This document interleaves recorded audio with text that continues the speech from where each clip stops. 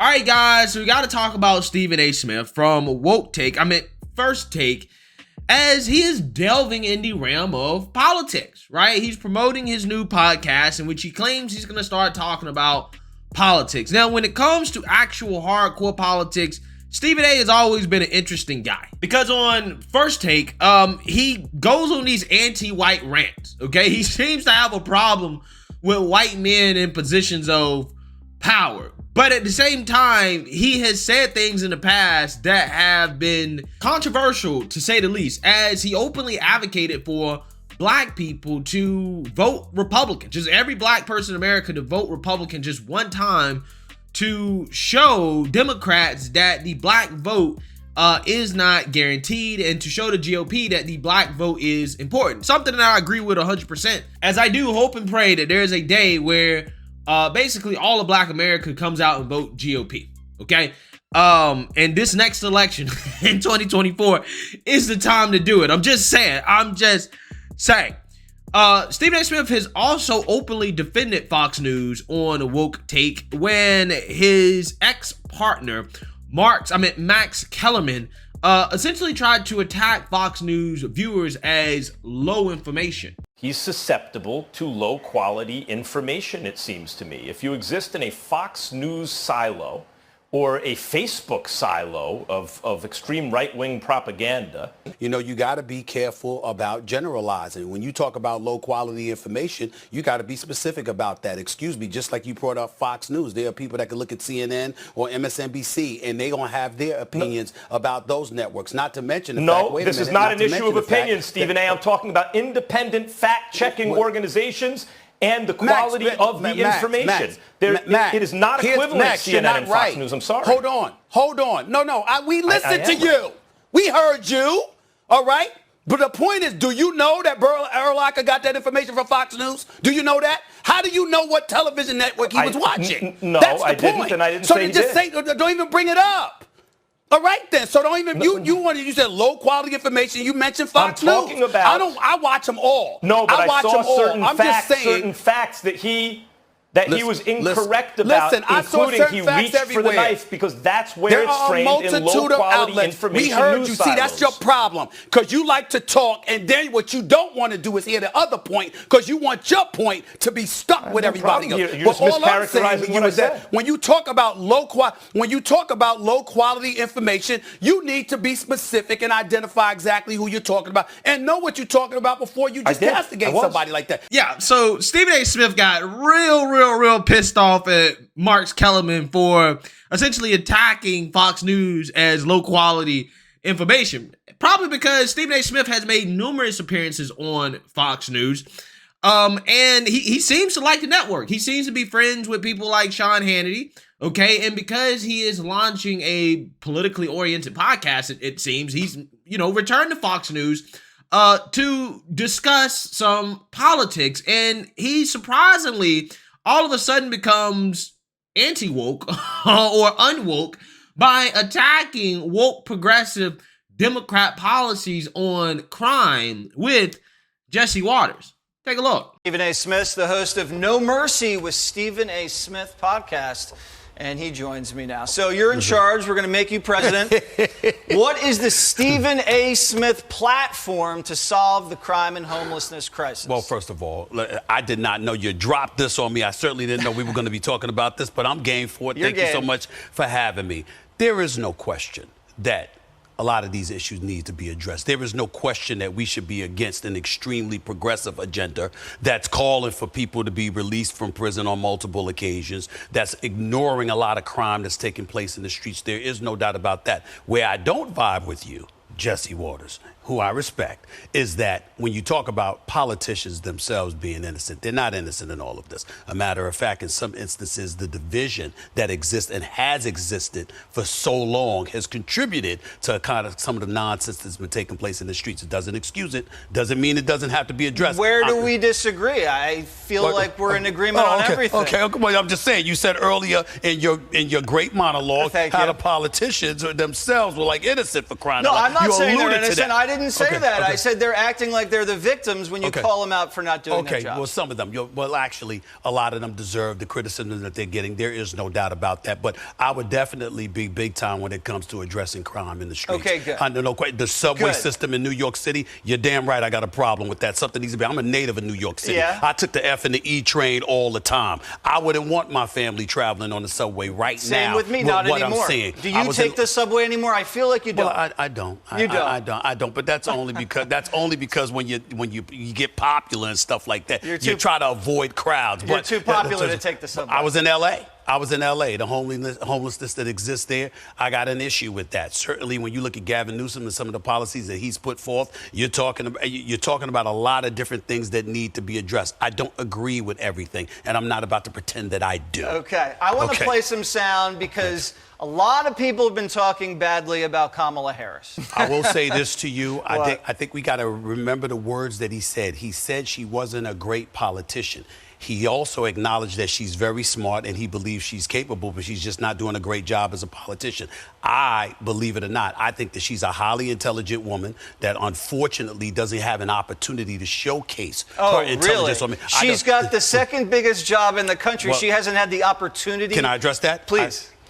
When you work for an administration and you've alluded to other people running the administration, yes, and you have all of these people literally trying to tell you at the very least what to do, that's problematic. So you're saying it's Joe Biden's fault she's a bad vice president? No. Ultimately, it comes down to her. I can't absolve her from accountability. You asked for that seat. You're in that seat. I think she needs to do a better job. There's no question about it. Because a lot of times I'm looking at Kamala Harris and I'm just saying, you are a highly intelligent and accomplished woman. Will you tell us what you truly, truly think instead of giggling all the daggone time every time somebody asks you a question? She can bring a lot if she had, as far as I'm concerned, I believe if she had the freedom to truly, truly speak her mind and be as raw and as authentic as she wants to be. I think she's been encouraged not to. I think as a result, be trying to disguise what you truly feel, you get caught. If she ain't Jesse Waters, she ain't Stephen A. Smith, she ain't gonna just say what the hell she feels. She's gonna say what they want her to parrot. And as a result of that, she finds herself, I think, looking worse than she actually is on many occasions. Am I your favorite Fox News host? No, believe it or not. You're a close second to Sean Hannity. I have to admit it. I can't deny it. I've known the guy for years. I don't agree with either of y'all at least 50% of the time. Well, but you y'all agree do with make me good 100% on this show. Well, listen, I will say this. Y'all do make a lot of. Listen, I am not a Republican. I'm not a conservative, but I am a common sense individual. And when you're right, you're right. And I'm not going to deny that some of the things that y'all say are on point. Right. I think y'all let some of the Republicans off the hook sometimes. Who am I letting off the hook? I didn't say you did that today. That's a lengthier conversation, Okay, Jesse. we don't have time for. Yeah, so the only thing I did not agree with Stephen A. Smith on there is the whole Kamala Harris thing, right? For whatever reason, I don't really know why. Black liberals, or people that tend to be black and lean left, don't like criticizing Kamala, okay? They want to pretend like she can't be as bad as she seems. It must be that Biden's not letting her be herself, right? That she must be on a leash or something, okay? She's not allowed to say the things that she actually really wants to say. And I'm like, bruh, I don't really know what you guys are talking about. I really don't, okay? Stephen A. says that Kamala Harris is extremely smart and intelligent. I can't tell every time she speaks because when she speaks, she's always speaking in word salad, okay? I really don't know where Stephen A. gets this idea that Kamala is so intelligent, okay? I think that people want to see her succeed so bad simply because she's a black woman that they don't want to come out here and tell the truth about her, which is that she's just not very good, right? She's not doing a great job. She's not a good politician. She's just not great, right? But other than that, I agree with everything Stephen A. Smith said, especially when it comes to crime, okay? Which, again, I'm kind of surprised that Stephen A. is saying this. Actually, I'm not surprised because Stephen A., Martha McCullough, right, and a lot of these people, right, who own TV, and I'm saying Martha McCullough for a reason, but they live in New York City, okay, and they are very well off, right?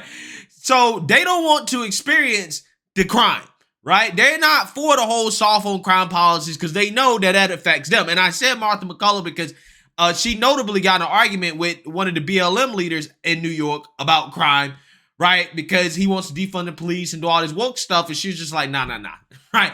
I'm not for this, okay? I'm not for this. She was openly like, I'm not cool with this, okay? Because they live there. They experience it. They know how detrimental the Democrat policies are, especially for them, okay? Because they become targets when you defund the police, right? When you're soft on crime. They got the money, right? Hence why they don't ride the subway, right? Hence why they don't take public transportation. It's not just because they're famous. It's because they know that it's dangerous. They know it's dangerous. But with that being said, you still have woke progressives like Cori Bush, who is not only doubling down on defunding the police, but also telling stories that appear to be exaggeration or just flat out lies to justify her defund the police position. Take a look. And you've stuck by it. In fact, you're one of the few Democrats now who still says, let's defund the police. Are you worried at all that that could hurt some of your colleagues going into the midterm elections?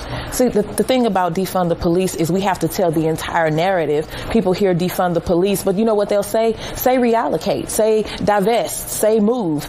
But it's still the same thing. We can't get caught up on the words. People spend more time focusing on the word defund than they spend on caring and addressing the problem of police violence in this country. I remember the pain of being brutalized by police officers where they threw my body up in the air and I landed on the ground and I was. Cori Bush. Wow. She claims that police threw her body up in the air. Threw her body up in the air. I'm sorry, Cori. I'm not going to say that your story is false, but I think that part of the story is definitely not true. I don't think anybody's throwing your body up in the air.